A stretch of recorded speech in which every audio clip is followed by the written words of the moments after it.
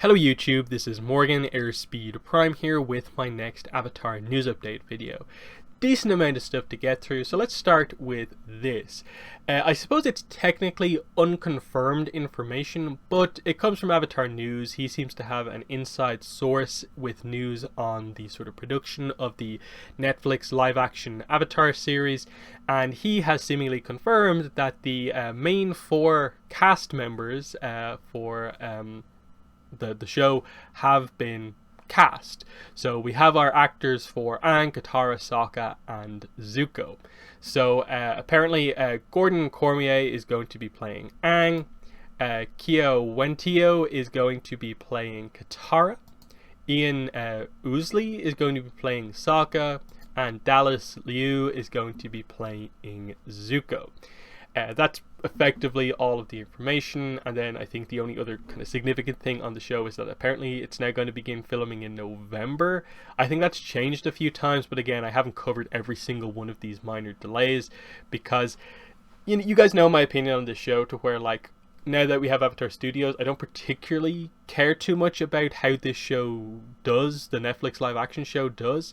It'll be one of those things where I'll watch it when it comes out. I'll probably do some sort of review content on it. I'll cover the main news on it, but the only news I'm particularly interested in about this are I suppose more information about what parts of book one are you doing, what parts are you skipping over, and how much cutting do they actually need to do compared to how many episodes they have. I think the rumors are that there's going to be 10-hour-long episodes, which would give them effectively more time than the entire run of the 20 episodes of ATLA the animation. But it depends how they use them and so on. But still, in terms of casting news, I'd be more interested in terms of if they cast someone as Boomy, if they cast someone as Azula for later on in the season, if they cast a Haru, just to see which of those characters they are doing and which ones they're not doing, just to see, get a sense for how accurate or not they are actually being. Beyond that, it's I want to see a trailer. I want to see the characters in their outfits to see what they look like as the characters, and I want to see the show. So that's where I'm at now, just because this is an adaptation. And because of that, I'm not super interested in the production necessarily.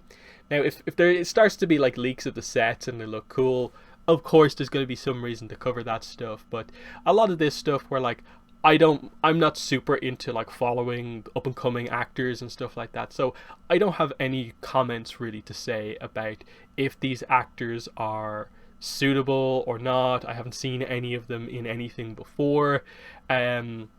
So they look fine to me, and I'm sure they'll do a decent job, assuming the script and the directing for this is good, because that's probably the thing that hurt the last Airbender movie most in terms of that sort of acting department. It wasn't that I felt the actors were just inherently poor. I think it was the script that they were given, that this actor has to say that line. Anyone would struggle with that, and how they were being directed in terms of what Avatar content they're doing. They'll know not to do that for this, so it should be an improvement, but again, we don't have the good information yet on this show. I feel like we've known about this show for so long that we should be a little bit further along in the process than we actually are. So that's just where I'm at on this. In terms of more interesting news, let's cover how well the Avatar Legends role-playing game has been doing. So we are here effectively on, this is sort of, day 7 effectively of the Kickstarter. So after 6 days and a few hours, their total is $4.127 million. Huge amount of money here. They've surpassed the totals for all previous kind of board game RPG games on Kickstarter by a huge margin, highlighting the popularity of Avatar specifically, and that is probably the most interesting takeaway from this, is just you have to look at numbers like this and just show this is your fandom. Avatar Studios, get going, because if you could get something out it would be super popular like right now. You need to get that stuff organized, because if a role-playing game is doing this well, imagine what the content that we're kind of primarily here for as fans, imagine what that could be doing. So yeah, let's go over the kind of stretch goals and stuff like that I've missed since the last update that I did. So I think we were in or around the kind of 2 million mark. We got Sokka, NPC, we got the Fire Journal, we got Katara. I don't think I'd covered book 4 here, the Air and Wind adventure booklet for Aang's era. The story here is an archaeological expedition has discovered a cache of lost air nomad scrolls, but the corporation that funded the dig intends to seize the artifacts and exploit them. You must help the dig team reach the safety of Toph's metal bending academy before it's too late. We got the Foundling PDF playbook, we got the Air Journal, so we completed the set of journals. We got a Sami as an NPC legend. We got the Korra booklet here, Water and Mist. President Julie Moon's husband Varric has gone missing after attending a pro bending match. While Julie grapples with the politics that keep the Republic City Police tied up, you are put on the case. So that's cool. We get the full set of all the adventure booklets for all of the eras. We got NPC Legend Kuvira, NPC Legend Ty Lee, NPC Legend Zuko, and last but not least, Expanded Play booklet, which combines all the digital rewards, extra rewards from before into a booklet. So this means the information on the NPC Legends as well as the playbooks here are not just going to be digital rewards, they're now going to be physical in this booklet. So that's cool, definitely. So yeah, we are past 4 million. So this says unlocked, that it's not unlocked yet. It is, because we're over 4 million. And that's because they posted this update just a few minutes ago, actually. And they say, what's next? And 2 goals unlocked. So you can see here, what's next? We've been blown away with the support shown for this campaign. We knew it would be successful, but we had no idea we'd hit 4 million within the first week of the campaign. We have more stretch goals planned, but they aren't quite ready for yet for release. We'll keep you posted on their progress as we work through them and get all the appropriate approvals from Viacom CBS, so stay tuned, more exciting goals are incoming. So I suppose they're basically confirming that they had, I suppose, up to Zuko and the Expanded Play booklet sort of planned ahead of time as like, if it does how well we think it will do, this will be the full scope of the project in stretch goals. It has completely surpassed their expectations by a long distance, and they now have to sort of accelerate plans and have more stretch goals, but a lot of this is stuff that they have to get approval on. Now, there's a few things here where I'm kind of like, wait, why do you have to get approval on what is likely going to be just more of the characters, in the sense that there's no Toph yet, there's no Mako, there's no Bolin, and then name like one of the 20 to 30 other significant characters who could also be an NPC mentor that you would want to have in your campaign.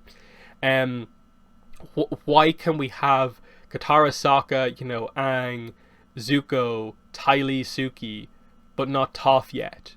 Why can't you just make Toph straight away the next goal? Like, why do you have to get approval, potentially, to have Toph as an NPC legend? Especially when, like, she's mentioned a few times as, like, the Aang adventure booklet involves Toph Beifong's Metal Bending Academy. So, unless, like, she's included in that, like, by default or something like that, there's a character that you do actually need to add in. My guess is that the approval side of things is going to be more about sort of extra, like, physical rewards, because they've kind of talked up to now, like, there's a few things that they're not going to do. But the success of this has been so big that I'm guessing they're just going to try and get approval for some cool extra stuff because it's been so successful. Again, I'm hopeful that when they say more exciting goals incoming, they actually mean significant goals. Because if it turns out that the next goals, like up until the end of the project, are literally just more NPC legends and then more playbooks, that's just very standard in the sense of, like, these are just character archetypes. for the most part, nothing inherently Avatar about them. That's more of the sort of game mechanics, like the types of characters. Obviously, the characters are the characters, but they haven't really told us like what an NPC legend is in terms of when you open up the PDF on Ty Lee. What is it? Like, it just says it's Ty Lee. This is who she is. Like, is there a bio on her? Is there a description about who she is? Is it just a character sheet like you'd make for a character, just a pre-made one for Ty Lee? Does it have like fatigue points for like if you wanted to have a fight against Ty Lee, you could actually do it? I'm guessing it includes stuff like, you know, obviously it says there, teach new techniques and expand training and abilities. Like, she's going to be able to teach you chi blocking and so on. And you know, Zuko can teach you fire and firebending, and I guess lightning redirection. That doesn't seem like it's like a ton of like information as such, because it seems like the only changes between the characters are going to be just that this character might have more fatigue points than this character, and this character can their abilities are fire, this character's abilities are chi blocking related, and they can teach this one but they can't teach this one. That's what I'm kind of looking towards, like, here in terms of when I see them saying like we need to get approval on stuff, I'm kind of assuming that they're either just trying to get approval on extra physical items like this that maybe involve a little bit more story, or potentially more of the newer characters, like characters we haven't heard about before, are maybe going to be the stretch goals. So there's not really a lot of characters for the 100-Year War era. I think Iroh's the only NPC character in that era. Kyoshi's the only NPC character for her era. Obviously, Rangi would be a character you would absolutely want, but I'm guessing that they maybe want to have some extra information on her, so they maybe need to get confirmation on that. And then the same goes for like Roku's era, and if we have to unlock characters in Roku's era, like, we don't know who those other characters are, so there might be stuff like that, but I don't really know what the significance is, especially when there is a giant list of characters that they haven't done yet. You know, Fire Lord Zoryu, Fire Lord Sozin, Fire Lord Ozai for those eras. Are they going to do the Fire Lords or not? Are they too plot important villains that you can't put them in the game? Who knows? Lin, Suyin. I get Kuvira effectively covers the same dynamic, but, you know, if you wanted to. All the Order of the White Lotus characters, so, you know, Bumi, Paku, Zhang are masters of their respective elements. Pian Dao for the sword, of course. Zahir you could do if you wanted to. Lao Ge in the Kyoshi era. Sud, who is Roku's earthbending master, you could do him for that era. Jinora will be another Korra character you'd probably want. And then this gets into the idea of they probably want to hold back a certain amount of characters for the future books, which they're doing a Republic City one and a Spirit World expansion. So you're going to want Spirit World related characters, and I guess Jinora is as close as probably you can get to a character who's you primarily say her main abilities are spiritual in nature, but we'll see what exactly they do with that. But like I said, Now that there's this delay, and they've said that we have to wait, we have to get approval on all of these things, I'm now expecting, in terms of future stretch goals, more than just basically Toph, a new the something character archetype, and just character playbook. I'm expecting more than that at this point. So that's now on them.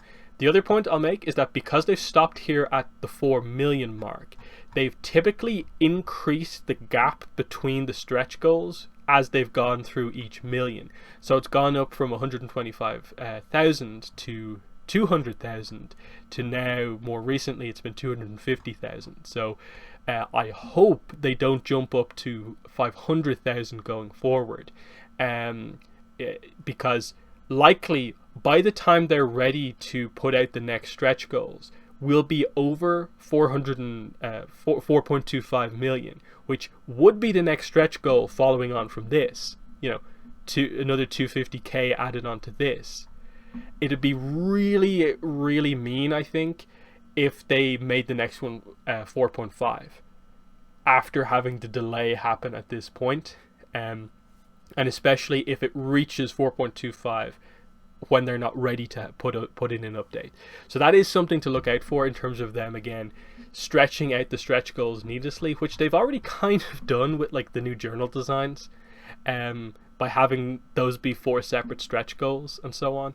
So and even like a lot of the NPC Legends, you could definitely say that these were kind of needless to kind of be stretch goals, because you'd already mentioned Kuvira in the definition of like what an NPC Legend actually is.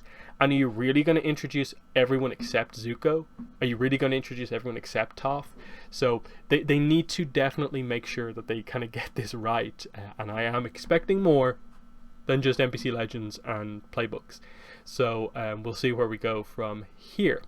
Next piece of news. I hesitate to mention this, and that I've known about this for a while now, and I haven't mentioned it. I haven't seen anyone else in the Avatar fandom mention it. That said, I haven't really looked too closely. But this current month's Loot Crate box, which is still available to purchase, is going to feature an Avatar item. They've announced what it is. It's going to be this Avatar The Last Airbender t-shirt. It's an exclusive t-shirt, they're saying. And there it is. A pretty cool image of Aang in the Avatar state. I think it looks kind of cool. You can get this t-shirt if you buy this month's Loot Crate. So it is a piece of Avatar merchandise, an exclusive piece of Avatar merchandise, which is why I'm mentioning it here in news. The reason I hesitate to mention it is because I know some people don't really like Loot Crate. You've probably heard a lot of horror stories about how bad the company is or whatever. I have bought Loot Crates before. Probably like a year and a half, 2 years ago, I bought a few of them. I got a few normal Loot Crates, a few Loot Anime Crates, and I think one Halo Crate. I got all of my crates that I ordered. Yes, there was a few delays involved in there, but for the most part, they were relatively on time. Considering, at least for me, it's shipping from America to Ireland. Keep that in mind as well. But I personally have not really had any problem. I've got the stuff that they said they'd get. What I've seen more is that the problems are more with a lot of the really specific ones, where there's massive delays for, like, I think I've heard problems with the Fallout crate. I think there's been problems with like the Firefly crate. The actual just loot crate, which is what this one is, their main item, I don't think they tend to have too many problems with, because it is their kind of go-to item. So that's why I'm kind of just mentioning it here. I'm not like, if you like this t-shirt, get this month's Loot Crate. Just remember that if you do go ahead and get this, you are signing up for a subscription, so that you need to be aware to cancel that subscription before it rolls over, and it also gets you next month's Loot Crate. So you have until the 19th of August at 9 p.m. to order this month's crate, which features Guardians of the Galaxy, Avatar, Galaga, and Jurassic Park. I think the items they've confirmed so far are Avatar t-shirt, which you've seen. Guardians of the Galaxy, you're getting a Groot figure in the same style as this from the previous crates for Guardians of the Galaxy.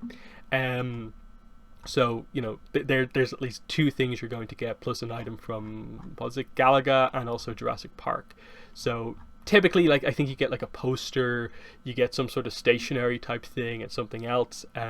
So some of it's probably stuff you don't really want, but you know that when you buy a Loot Crate that you're getting sort of just a bunch of stuff, and it's going to be a little hit and miss. So just be aware of that, and I think I've given you all the general sort of warnings about it. So just keep a track if you do get this on your subscription, because if you order especially close to the 19th, you probably do need to be a little careful, in that you probably only have about a week, a few days after that, to make sure that you cancel your subscription before it rolls over into the next one. But there's the t-shirt. I have ordered it just because I don't have an official Avatar t-shirt. I thought, why not? As I said, I personally have had okay experiences with Loot Crate, so it should be kind of fun. Next, Free Comic Book Day is this Saturday. So it's obviously coming up on the 14th, I think it is. Yeah, August 14th, so yeah, just a few days away. The Avatar book, this is it. It's Korra and Avatar. We're going to be getting a story, I guess, focused around the Air Kids and Tenzin, and then the Avatar story is Iroh, and I think the writer confirmed it's Iroh going out on a date. So we'll see what that is about. I would have done a speculation video on this, but as you can see here, there's no description about this book at all, and there's nothing really to say just with the concept of Iroh goes on a date when we don't have any other context about it. Same with this, like the cover doesn't really tell you a lot about what the story is going to be about. I think the title of this story is like Clearing the Air or something like that. So obviously there's going to be some sort of a conflict, I'm guessing, between Jinora and Ikki, and we'll see some of their character come out. It'll be interesting to see who gets more of the focus. Is it more of a Jinora book? Is it more of an Ikki book? We'll see how it goes. It should be at least interesting, just because to me Korra comic content still feels very like novel and new, because it's been so inconsistent in terms of the schedule, that it should be just kind of cool just to get one. So yeah, because we haven't had one in so long, obviously, and it's probably going to be a while until the next one. So yeah, I hope to be able to get this over the weekend from my local comic book store, but they haven't announced yet what they're doing. Either way, they said that these books are going to be available digitally like they have been in previous years. I don't know about the timing on that. I doubt you're just going to be able to wake up early on the 14th and just download it straight away. I think they do usually wait until either later on in the day or maybe the day after to actually put it up. Either way, I'm guessing someone will get it. Images will go up online. We'll be able to discuss it, but just be aware that there might be a little bit of a problem with when exactly news and the details of the story properly come out. But I'll do my best to get content out as soon as possible. So there's that. Finally, I think this is the final piece of news. Yeah, there is going to be a Mego Legend of Korra figure. So for anyone who's unaware, this is the Mego Aang figure, which is the previous figure Mego did. It's obviously an old school, very specific style of action figure that they get licenses for. This is the only one they did previously. I think it's out. I've seen a few people, I think, post about getting it. Obviously, I think it looks absolutely terrible. Like, really, really bad. I get it's a specific style of figure, and if you're nostalgic about it, this probably is kind of cool, but I think it looks really bad. So it's going to be Korra in this style, and it's coming out in October. We'll see what they do. Will Korra's design be more suited? I don't know. Actually, I don't know. Maybe. But yeah, not really particularly excited about Mego. But it is sort of significant that they're putting out Avatar and Korra figures, so you know they're getting the first figure out before even McFarlane are, and McFarlane have the Korra license, so that's something at least to consider. So yeah, I think that's basically all of the news. So yeah, let me know what your thoughts are. Do you have any thoughts on some of that kind of casting, kind of basically confirmed information, how you think the Avatar Legends Kickstarter is doing? There's the Loot Crate information for comic book days coming up at the weekend, and Mego Korra. So yeah, that's been the video. Thanks for watching, and bye.